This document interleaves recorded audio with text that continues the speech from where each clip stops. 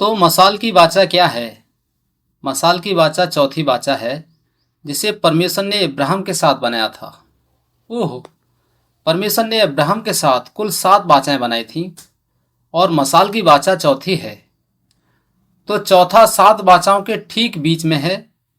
मसाल की वाचा इस बात पर सहमत है कि यह सबसे महत्वपूर्ण वाचा है जो परमेश्वर ने इब्राहिम को दी थी। इसलिए पिछले सप्ताह हमने सीखा कि इस वाचा में परमेश्वर ने 2 चीज़ों का वादा किया था। ठीक है, परमेश्वर ने इब्राहिम से वंशजों का वादा किया था और इब्राहिम को भूमि का वादा किया था। तो यह महत्वपूर्ण क्यों है? क्योंकि एक राज्य के लिए आपको 3 चीज़ों की आवश्यकता होती है। वे 3 चीज़ें क्या हैं? लोग जो वंशज हैं, सही है, और हमें आपको क्षेत्र या भूमि की आवश्यकता है, और आपको संप्रभुता की आवश्यकता है। और संप्रभुता तब आती है जब हम परमेश्वर का पालन करते हैं। इसलिए दूसरे शब्दों में बाइबल मुक्ति इतिहास का लक्ष्य पृथ्वी पर परमेश्वर के राज्य की स्थापना करना है। और वह राज्य कैसे स्थापित होता है? वह राज्य तब स्थापित होता है जब परमेश्वर के लोग अब्राहम के आध्यात्मिक वंशज भूमि पर कब्जा कर लेते हैं। और जैसे ही वे उस भूमि पर रहते हैं, चूंकि वे परमेश्वर का पालन करते हैं जो ईश्वर के राज को पूरा करता है।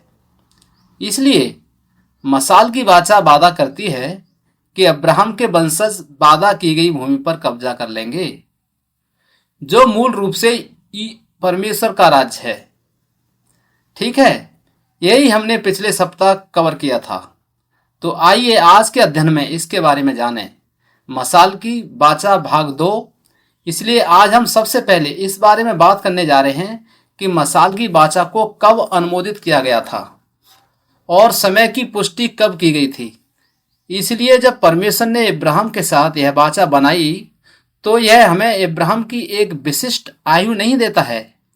हालांकि हम इसका पता लगा सकते हैं।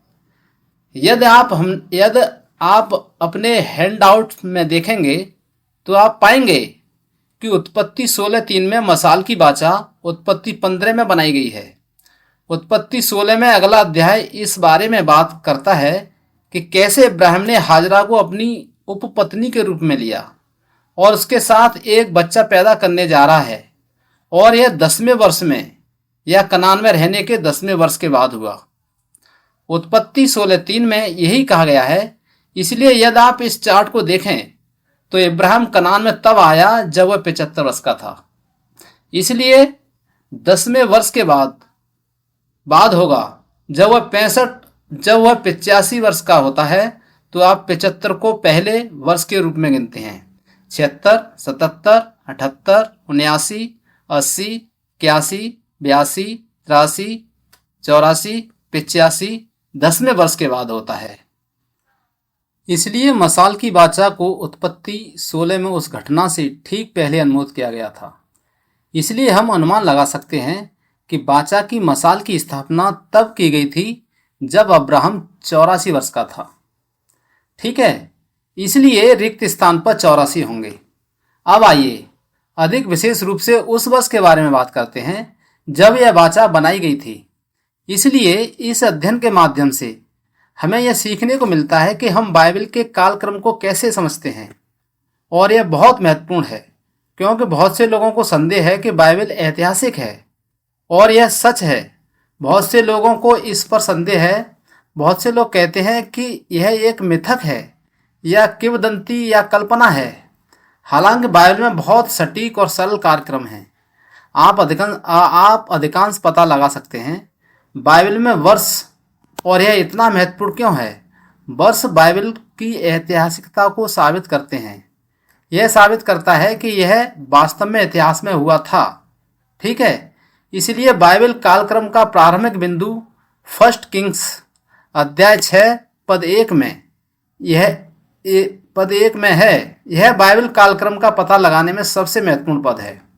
इसलिए पहला राजा 6 अध्याय पद 1 में यह कहा गया है कि अब यह 480वें वर्ष में हुआ जब इजराइल के पुत्र मिस्र देश से बाहर आए। सुलेमान के इज़राइल पर शासन के चौथे वर्ष में जीव के महीने में, जो उसके शासनकाल का दूसरा महीना है, तब उसने परमेश्वर का घर का निर्माण शुरू किया था। ठीक है, तो यहाँ यह कहा गया है कि इजरायलियों के मिस्र से बाहर आने के 480 साल बाद, तो इसे क्या कहा जाता है? इसे निर्गमन कहा जाता है। इसलिए निर्गमन के 480 साल बाद सुलेमान ने मंदिर का निर्माण शुरू किया और वह वर्ष सुलेमान के शासनकाल का चौथा वर्ष था। इसीलिए यह हमारा प्रारंभिक बिंदु है, क्योंकि इतिहास के माध्यम से हम जानते हैं कि सुलेमान ने अपना शासनकाल 970 ईसा पूर्व में शुरू किया था। ठीक है, इसका मतलब है कि सुलेमान का चौथा वर्ष 1966 ईसा पूर्व है। इसलिए हम यहाँ से शुरू करेंगे। मान लीजिए कि सुलेमान के शासनकाल का चौथा वर्ष है और यह 966 ईसा पूर्व में है। ठीक है, और जो श्लोक हमने अभी पढ़ा है वह उस वर्ष को चौथा वर्ष कहता है, जो कि 1966 ईसा पूर्व है, जो कि निर्गमन के ठीक 480 वर्ष बाद है। इसलिए अब हम यह पता लगा सकते हैं कि निर्गमन कब हुआ था। बस 480 वर्ष पीछे जाएं और तभी निर्गमन हुआ था। ठीक है, तो क्या हुआ? क्या आप 480 में 966 जोड़ते हैं? याद रखें कि बीसी पीछे की ओर जाता है। अभी हम विज्ञापन में रह रहे हैं। विज्ञापन जाता है। जैसे जैसे आप भविष्य में आगे बढ़ते हैं, वर्ष बड़े होते जाते हैं, और जैसे जैसे हम अतीत में वापस आते हैं यह छोटा होता जाता है। लेकिन बीसी है, जैसे जैसे हम अतीत में पीछे जाते हैं ईसा पूर्व वर्ष बड़े होते जाते हैं। ठीक है, इसलिए निर्गमन 1966 से 480 साल पहले हुआ था। इसका मतलब है कि यह 1446 ईसा वर्ष पूर्व है। अब यदि आप अगले पद को देखते हैं तो निर्गमन हुआ, रिक्त स्थान 1446 है, ऐसा पूर्व। अब यदि आप निर्गमन 12 अध्याय 40 से 41 को देखें तो यह हमें बताता है कि इजरायली मिस्र में कितने समय तक रहे। अब यह कहता है कि इजराइल के पुत्रों के मिस्र में रहने का समय 430 वर्ष था। ठीक 430, और अंत में 430 वर्षों तक उस दिन यहोवा की सारी सेना मिस्र देश से निकल गई। तो वे मिस्र में ठीक 430 साल तक रहे। ठीक है, इसलिए वह 1446 ईसा पूर्व में मिस्र से बाहर चले गए। तो आप 430 साल पीछे चले जाएं, जितना हम जानते हैं कि वे मिस्र में कब गए थे। ठीक है, आप 1446 को 4 से 30 में जोड़ते हैं तो आपको 8 से 76 ईसा वर्ष पूर्व प्राप्त होता है। इसलिए याकूब और उसके परिवार के 70 सदस्य 18 से 76 ईसा पूर्व में मिस्र चले गए। ठीक है, तो यह खाली है। उत्पत्ति 47 अध्याय 9 के अनुसार अगला उत्तर है, जब याकूब मिस्र में गया तो उसकी उम्र कितनी थी? क्या वह यहाँ था? ऐसा कहा गया है कि याकूब ने फिरौन से कहा, मेरे प्रवास के वर्ष 1 से 30 कम और अप्रिय हैं। मेरे जीवन के वर्ष रहे हैं और नहीं वे उन वर्षों को प्राप्त कर पाए हैं जो मेरे पिता अपने दुख के दिनों में जिए थे। इसलिए यह वह समय है जब याकूब पहली बार मिस्र में गया था और वह मिस्र के राजा फिरौन से मिला और उसने कहा कि मैं 1 से 30 वर्षों से रह रहा हूँ। इसका मतलब है कि 1876 में जब जैकब मिस्र गया तो वह 1 से 30 वर्ष का था।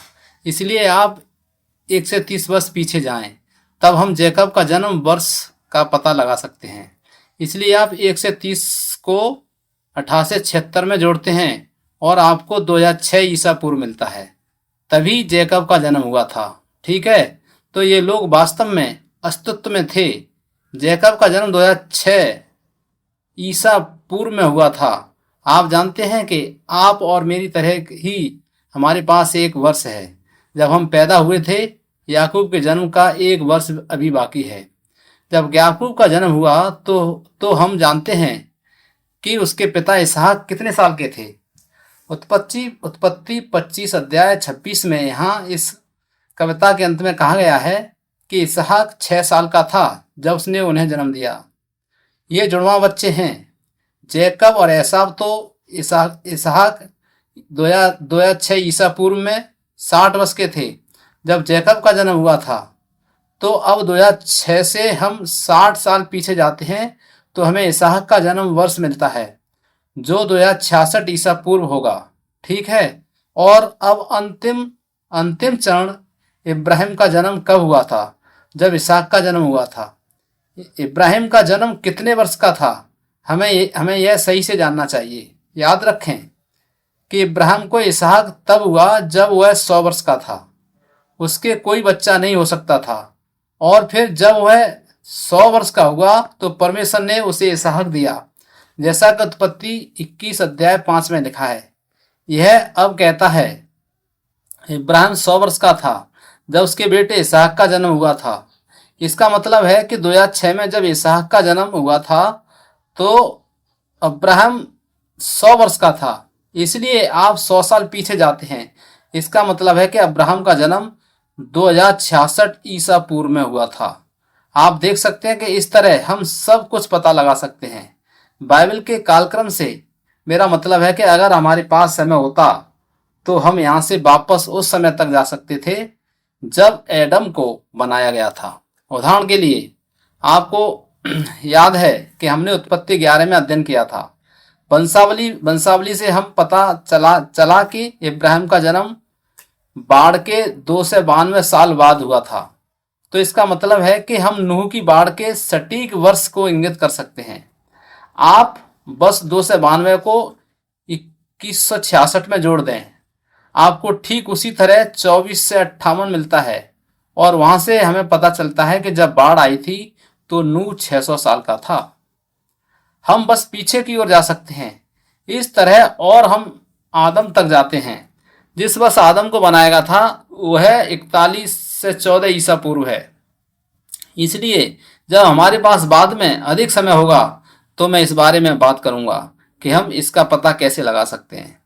वैसे भी अब्राहम का जन्म 21 से 66 ईसा पूर्व में हुआ था और मसाल की वाचा की पुष्टि तब की गई थी जब अब्राहम 84 वर्ष का था। इसका मतलब है कि मसाल की वाचा 282 ईसा पूर्व बनाई गई थी। ठीक है। इसलिए 5वें नंबर पर इब्राहिम 84 वर्ष का था जब मसाल की वाचा स्थापित की गई थी। इसलिए मसाल की वाचा 282 ईसा पूर्व में स्थापित की गई थी। ठीक है। तो अब आइए अगले बिंदु को देखें, मसाल की वाचा की पूर्ति। तो जिस तरह से वाचा को पूरा किया जाना चाहिए वह यह है कि परमेश्वर ने इब्राहिम से वादा किया था कि चौथी पीढ़ी में तुम्हारे वंशज यहाँ वापस आएंगे, कनान और इस भूमि पर कब्जा कर लेंगे। ठीक है। तो चौथी पीढ़ी कौन है?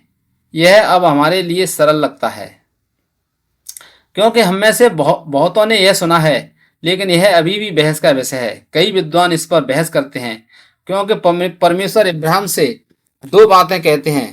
पहले उन्होंने कहा कि तुम्हारे वंशज 400 वर्ष तक एक विदेशी राष्ट्र में गुलाम और उत्पीड़ित रहेंगे और फिर चौथी पीढ़ी में वे यहाँ वापस आएंगे।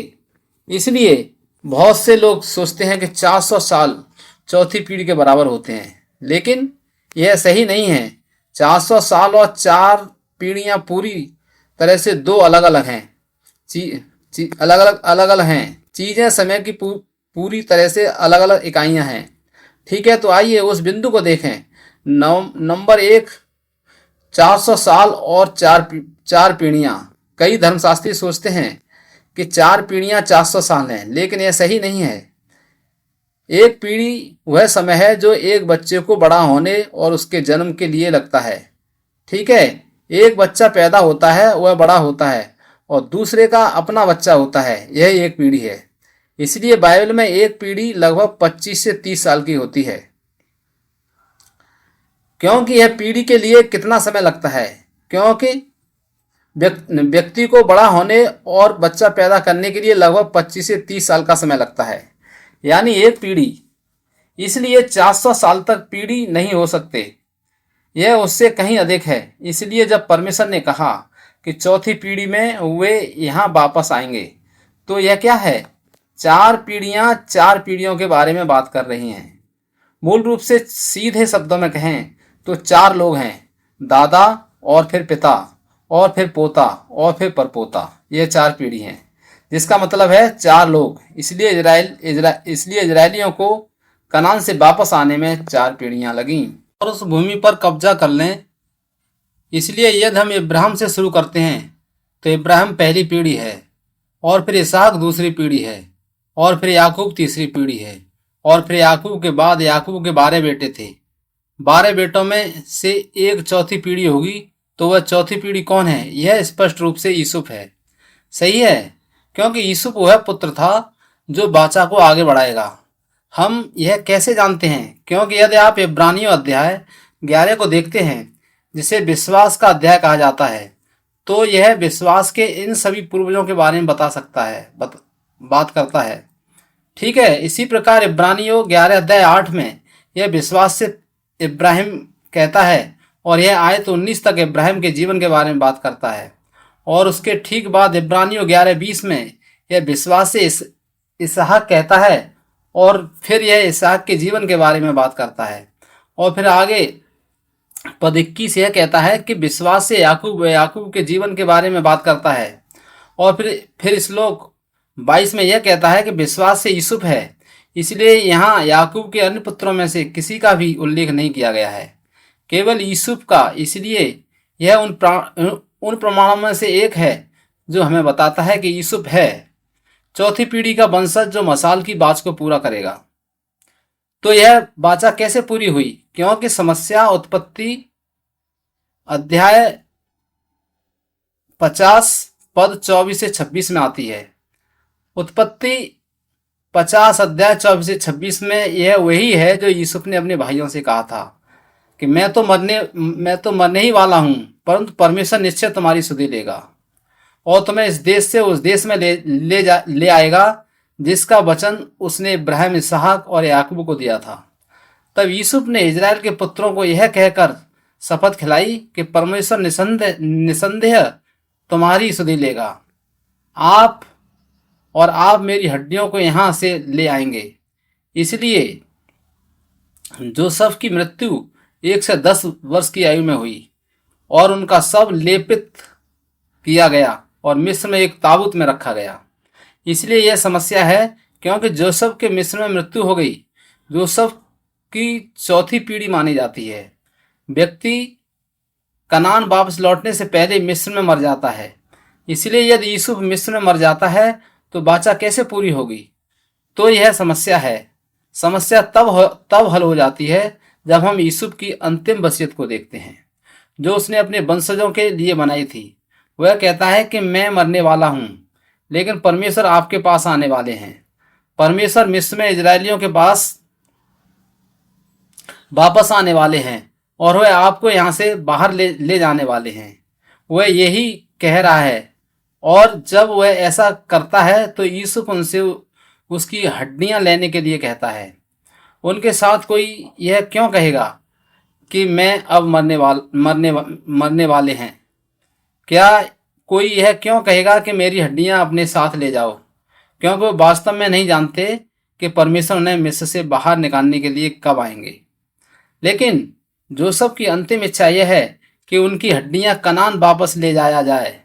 इसलिए जब यूसुफ ने यह कहा तो वह ऐसा इसलिए कह रहा है क्योंकि वह निश्चितता के साथ विश्वास करता है कि मसाल की वाचा पूरी होगी, कि परमेश्वर अपना वचन निभाएंगे। इसलिए यह हमें दिखाता है कि यूसुफ की मृत्यु अंत नहीं है, बल्कि यह है भावी पीढ़ियों के लिए एक संकेत बन गया। और यूसुफ की हड्डियां खाली हैं। ठीक है, जोसेफ की हड्डियां वह संकेत बन गईं और इजरायलियों के लिए ताकत का वह स्रोत बन गईं जो उन्होंने कनान में प्रवेश करने में सक्षम बनाती हैं। उनकी हड्डियां एक संकेत थीं जो उन्हें दिखाती थीं कि परमेश्वर उनके साथ थे। ठीक है, और क्या क्या इसे इमैनुअल का आशीर्वाद कहा जाता है? यह खाली इमैनुअल है। हम सभी जानते हैं कि इमैनुअल का मतलब सही है।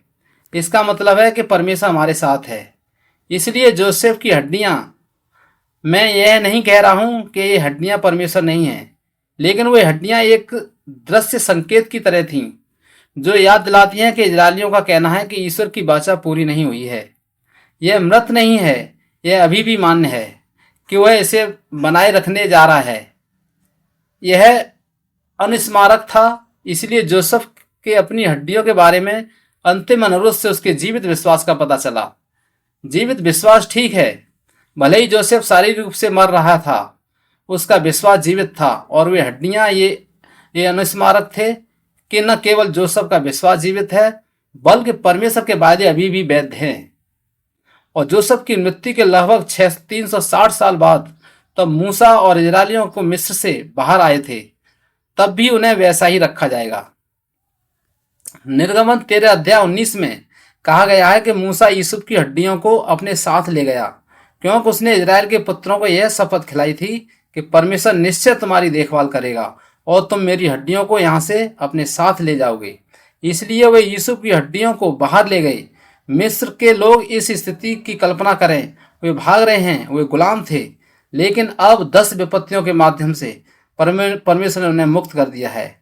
उन्हें वास्तव में जल्दी से सामान पैक करना होगा और मिस्रियों के अपना मन बदलने से पहले वहां से निकल जाना होगा।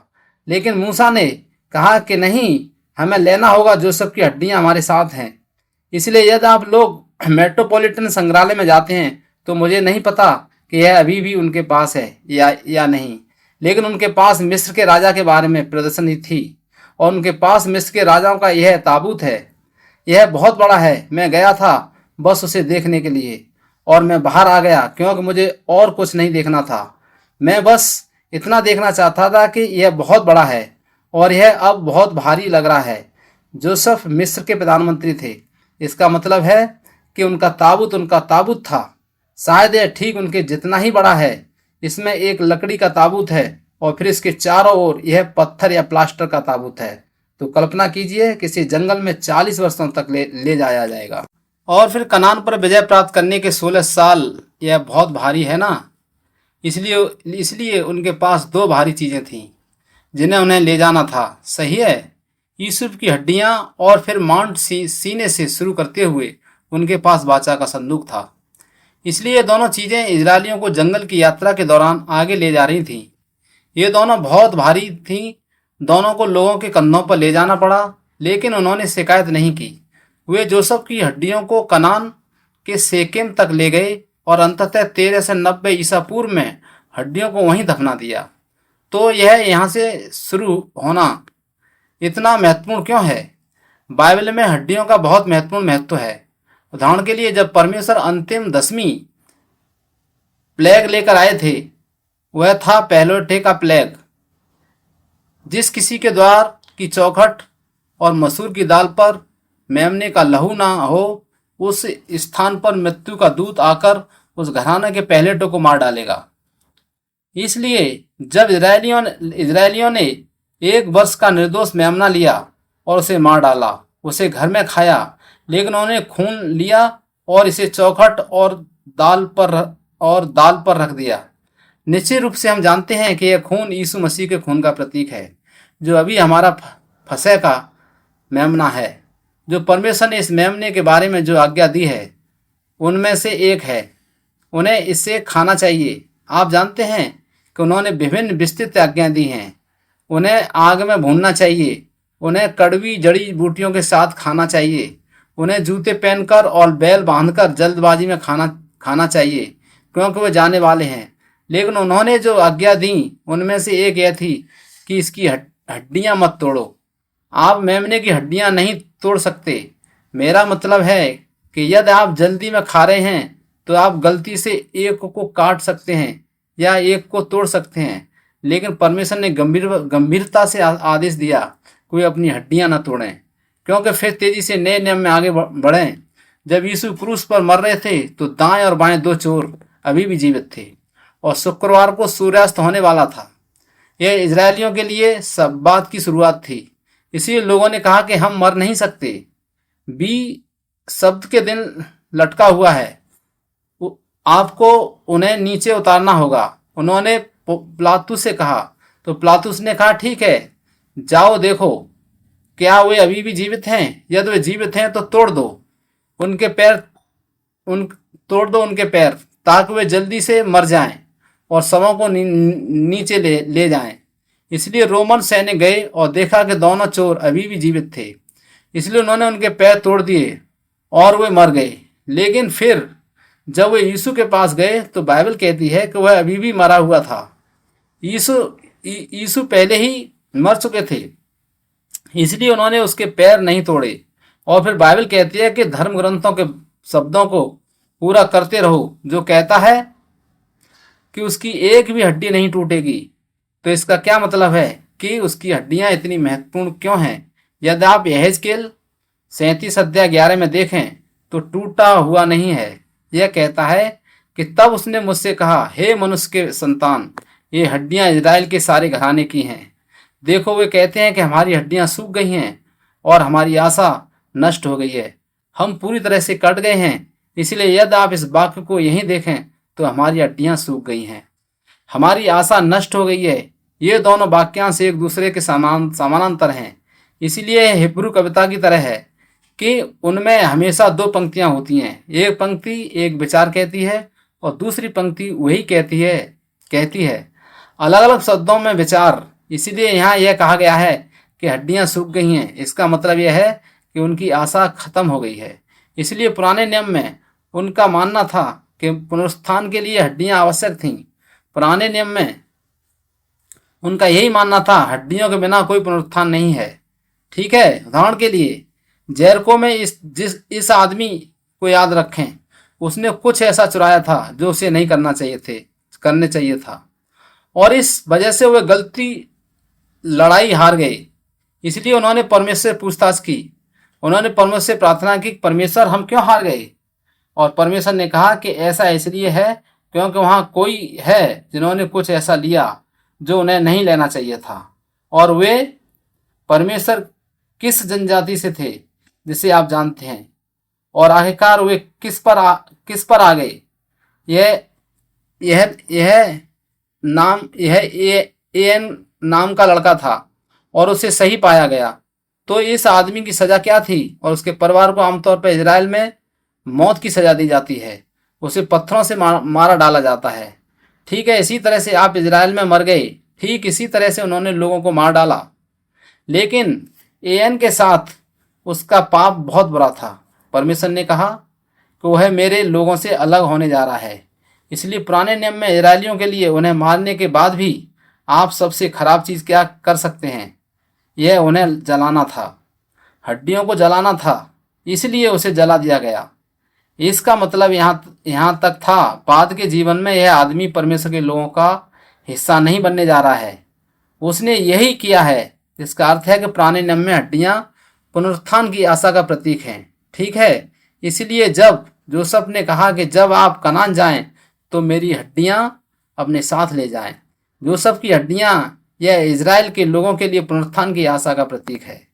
यह यूसुफ के जीवित विश्वास का प्रतीक है जो इजरायलियों को बनाए रखेगा ताकि वे अपना विश्वास ना खोएं, ताकि जब परमेश्वर अंततः उन्हें मिस्र से बाहर निकालने के लिए आए तो उनका विश्वास अभी भी बना रहे, जीवित है, कि वे परमेश्वर की आज्ञा मानेंगे और वे परमेश्वर का अनुसरण करेंगे। और मूसा मिस्र से कनान में चले गए, इसलिए वे हड्डियां एक दृश्य प्रतीक थीं कि आशा और विश्वास अभी भी इजराइल में जीवित था।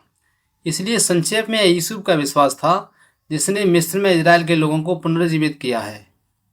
वे आध्यात्मिक रूप से मर चुके थे, वे मिस्र के गुलाम थे, उनके पास कोई स्वतंत्रता नहीं थी, वे लोग नहीं थे, वे सिर्फ गुलाम थे। लेकिन यूसुफ की हड्डियां उनके देखने के लिए वहां थीं। यह एक अनुस्मारक था कि परमेश्वर हमारे पास वापस आने वाले हैं। वह एक दिन हमें बचाने जा रहे हैं। इसलिए व्यक्तिगत रूप से लोगों ने ऐसा नहीं किया। जोसेफ की हड्डियों के कारण अपना विश्वास खो दिया। इसलिए आखिरकार जब परमेश्वर ने मूसा को भेजा तो जिन लोगों ने अपना विश्वास बनाए रखा वे मिस्र से बाहर आ गए।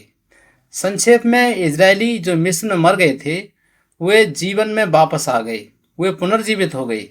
इसलिए यहेजकेल अध्याय 37 इस बारे में है। वह समय जब इजरायली बेबीलोन में कैदी थे। संक्षेप में इजराइल राष्ट्र में फिर से मर गया था। अब इजराइल नहीं था, अब बेबीलोन में कैदी और गुलाम थे। तभी परमेश्वर ने पैगंबर यहेजकेल को यह दर्शन दिखाया। वहाँ हड्डियों की यह घाटी है। हड्डियों का ढेर है। और वे हड्डियां क्या हैं? यहाँ यह कहा गया है कि हड्डियां इजराइल के पूरे घराने की हैं। इसलिए ईल ने सोचा, लेकिन वह सभी हड्डियां सूखी हैं, वे जीवन में वापस नहीं आ सकती, कोई उम्मीद नहीं है। लेकिन अगर आप अध्याय पढ़ना जारी रखते हैं तो परमेश्वर कहते हैं कि कोई भविष्यवाणी नहीं है। उन हड्डियों से परमेश्वर के वचन कहो, तब उन हड्डियों में श्वास आ जाएगी, अर्थात परमेश्वर की आत्मा उनमें आ जाएगी और वे फिर से जीवित हो जाएंगी। परमेश्वर ने यहेजकेल को यह दर्शन क्यों दिखाया? यह तो परमेश्वर यहेजकेल को बता रहा है। ऐसा लगता है कि जैसे इजराइल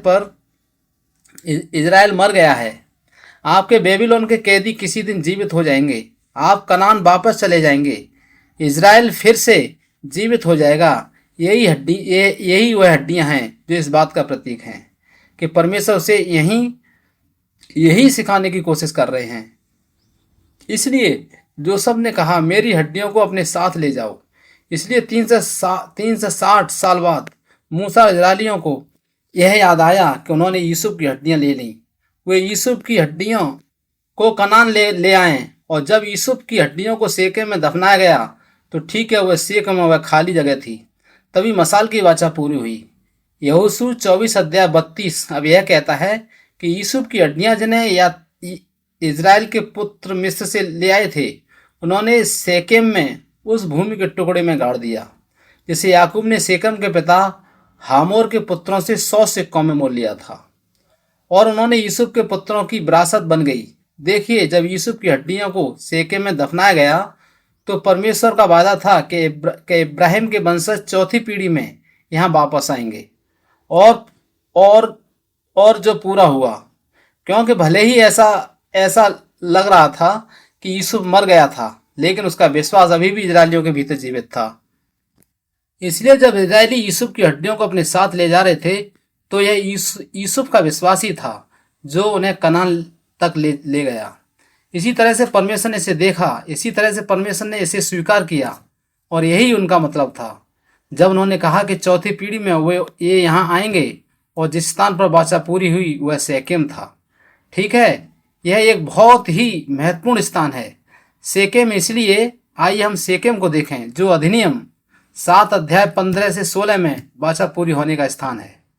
यह कहता है, और याकूब मिस्र चला गया और वहाँ वह और हमारे पिता थे। वहाँ से उनकी मृत्यु हो गई। उन्हें सेकेम में ले जाया गया और कब्र में रखा गया, जिसे इब्राहिम ने हमोर और सेकेम के पुत्रों से पैसे के लिए खरीदा था। इसलिए यहाँ ऐसा लगता है कि इब्राहिम ने सेकेम में जमीन खरीदी थी और याकूब को सेकेम में कब्र में दफनाया गया था। हमने अभी भी पढ़ा है कि याकूब ने यहोशू अध्याय 24 में पढ़ा था कि याकूब ने सेकेम के पिता हमोर के पुत्रों से जमीन का यह टुकड़ा 100 टुकड़ों में खरीदा था, जहां यूसुफ को दफनाया गया था। ठीक है, इसलिए पुराने नियम और नए नियम में सेकेम के बारे में विरोधाभासी रिकॉर्ड हैं।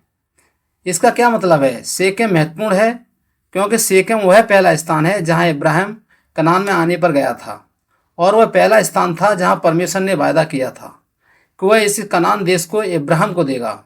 ठीक है, इसलिए इब्राहिम पहला था व्यक्ति सेकेम में आया, और तभी परमेश्वर ने उसे दर्शन दिए, और परमेश्वर ने उससे कहा कि मैं यह भूमि तुम्हारे वंशजों को दूंगा। इसलिए उस दिन से जब इब्राहिम 75 वर्ष का था, उस क्षण से लेकर इब्राहिम तक सेकेम ने कनान की पूरी भूमि का प्रतिनिधित्व किया, क्योंकि यही वह जगह है जहां इब्राहिम 75 वर्ष का था। परमेश्वर सबसे पहले उसके सामने प्रकट हुए और उसे और इब्राहिम को भूमि देने का वादा किया, क्योंकि वह बड़ा हो रहा था। जब इब्राहिम अभी 160 वर्ष का था, तभी जेकब का जन्म हुआ, और इब्राहिम 175 वर्ष की आयु में मर गया। इसलिए 15 वर्षों तक इब्राहिम और जेकब दादा और पोते के साथ 15 वर्षों तक रहे। वर्षों इब्राहिम ने क्या किया? इब्राहिम ने अपने पोते याकूब को उन सभी चीज़ों के बारे में सिखाया जो परमेश्वर ने वादा किया था, और मुख्य चीज़ों में से एक जो उसने दिखाई थी, जब मैं पहली बार सेकेम आया था, परमेश्वर ने कहा था कि मैं यह भूमि तुम्हारे वंशजों को दूंगा। तो उसने इब्राहिम से कहा कि याकूब से कहा कि सेकेम तुम्हारा होगा और कनान तुम्हारा होगा, है ना? तो जैकब ने यह अपने दादा से सीखा। इसलिए इब्राहिम के मरने और जैकब के बड़े होने के बाद वह पद्माराम भाग गया। और जब वह वापस आया तो जैकब ने क्या किया कि जैकब ने शेकेम में जमीन का एक टुकड़ा खरीदा। ठीक है, तो वह खाली स्थान जैकब है, इसलिए यह जैकब था जिसने जमीन खरीदी थी। इसलिए बाइबल क्यों कहती है कि अब्राहम ने इसे खरीदा?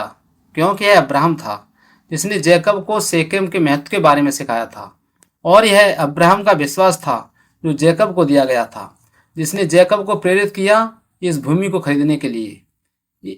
इसलिए परमेश्वर इस विश्वास को देखते हैं जो अंदर है, न कि बाहरी व्यक्ति जो कार्य कर रहा है।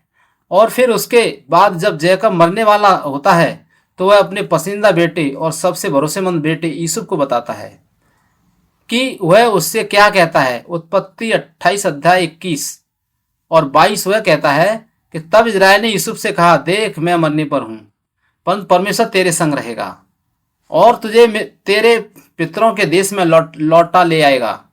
मैं तुझे तेरे भाइयों से जो मैंने उनके हाथ से ले लिया है एक भाग अधिक देता हूँ। मेरी तलवार और धनुष के साथ अमोरी।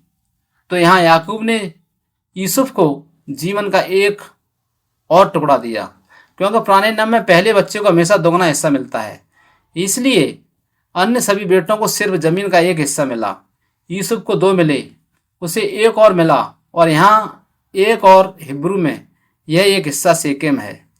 इसलिए दूसरे शब्दों में याकूब ने यूसुफ को भूमि के एक और टुकड़े के ऊपर शेकेम दिया जो उसे उसकी विरासत के रूप में मिला था। इसलिए शेकेम वह भूमि है जो पहलौठ है के आशीर्वाद का प्रतीक है। और जब वह होता है यह भूमि दे रहे हैं जेकब जोसेफ।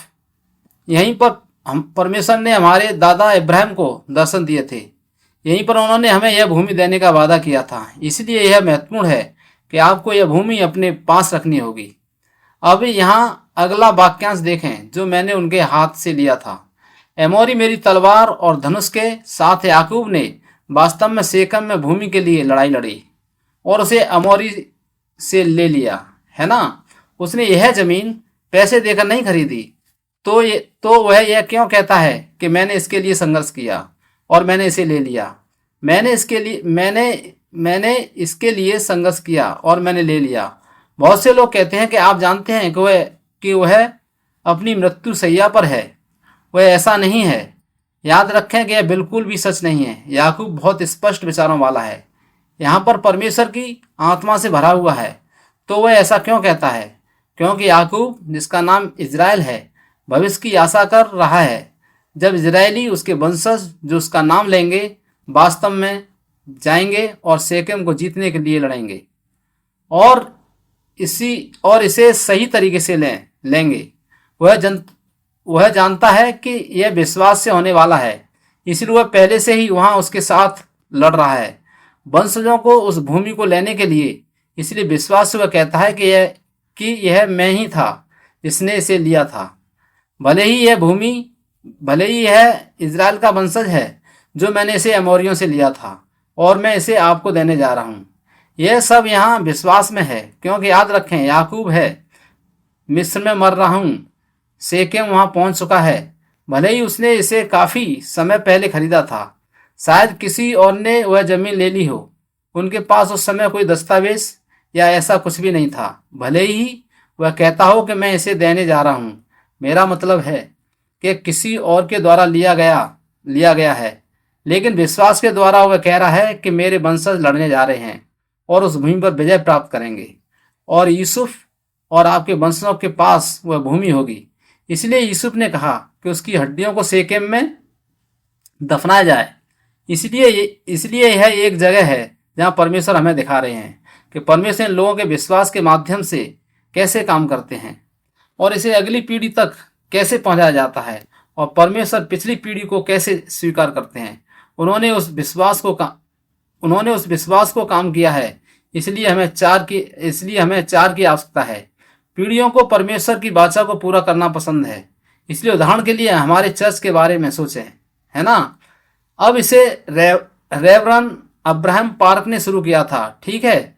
हमारी शारीरिक दृष्टि से यह जोसेफ की तरह मर चुका है, ठीक है, वह चल चल गया है, हालांकि हम अभी भी उसकी किताबों से सीख रहे हैं, है ना।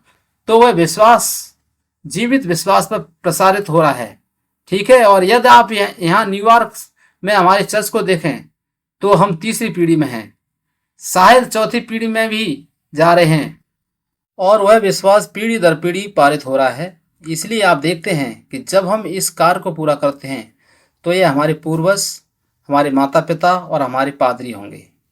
पिछले पादरी जिन्होंने हमें यह चीज़ें सिखाई, परमेश्वर उन्हें श्रेय देने जा रहे हैं। इसका मतलब है कि इस कार्य में भाग लेने का श्रेय हमारे नाम को दिया जाए। हमें क्या करना चाहिए?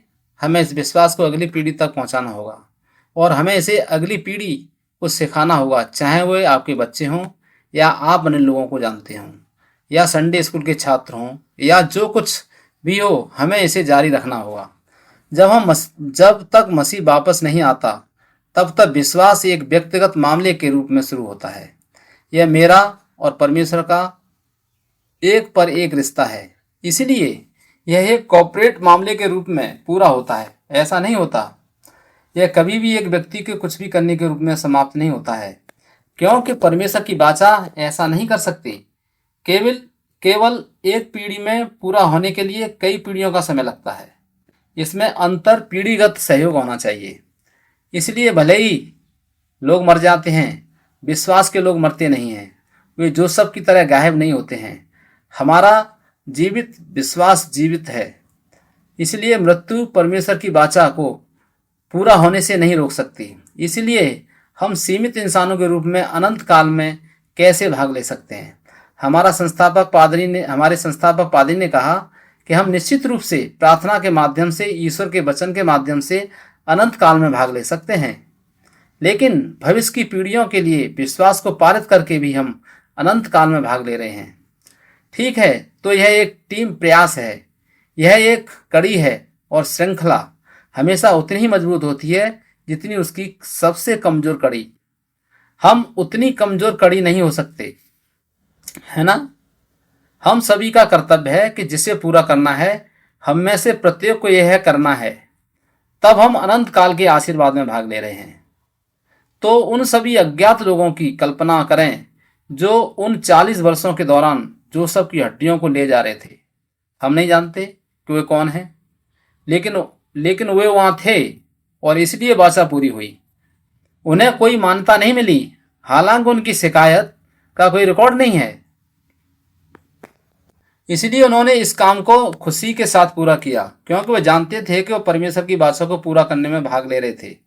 इसलिए हम हैं यहाँ, यही वह काम है जो हमें करना है। ठीक है, हमें इसे एक साथ करना होगा।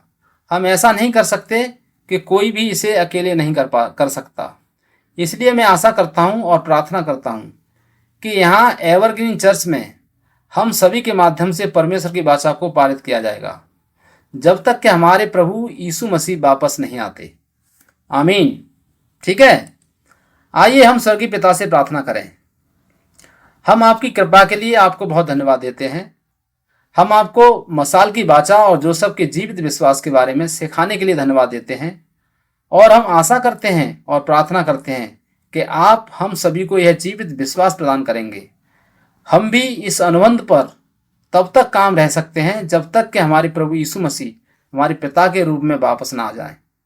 परमेश्वर हमारी मदद करे और हमें संभाले रखे, ताकि हम इस विश्वास में डगमगा न जाएं, बल्कि हम सभी परीक्षणों और क्लेशों और प्रलोभनों पर काबू पाने में सक्षम हो सकें, ताकि हम इस विश्वास को अगली पीढ़ी तक पहुंचा सकें। और मैं प्रार्थना करता हूं कि आप इस अनुबंध को यहाँ एवरग्रीन चर्च में पूरा करेंगे, और यह चर्च आध्यात्मिक सेम होगा जहां अनुबंध प्रसारित होता है और आपकी महिमा के लिए सभी को पूरा किया जाता है। हम परमेश्वर को धन्यवाद देते हैं। आप इस शाश्वत कार्य और आशीर्वाद में भाग लेने के इस अवसर के लिए बहुत बहुत धन्यवाद करते हैं। इसलिए इस समय हम आपको धन्यवाद के साथ यह भेंट देते हैं, हमें प्रसन्न हृदय से देने में मदद करते हैं। और मैं प्रार्थना करता हूं कि आप देने वाले प्रत्येक हाथ को याद रखेंगे और आप इसका बदला चुकाएंगे, उन्हें 10,000 से 1,000 गुना, ताकि हमारे परिवार में, हमारे कार्यस्थलों में, हमारे व्यवसाय में हमेशा प्रचुर आशीर्वाद और हमारा जीवन धन्यवाद से भरा हो। हम आपको धन्यवाद देते हैं परमेश्वर, और हम यह सब यीशु के नाम पर प्रार्थना करते हैं, आमीन। आइए हम अपनी तालियां के साथ परमेश्वर की महिमा करें। हालेलुया।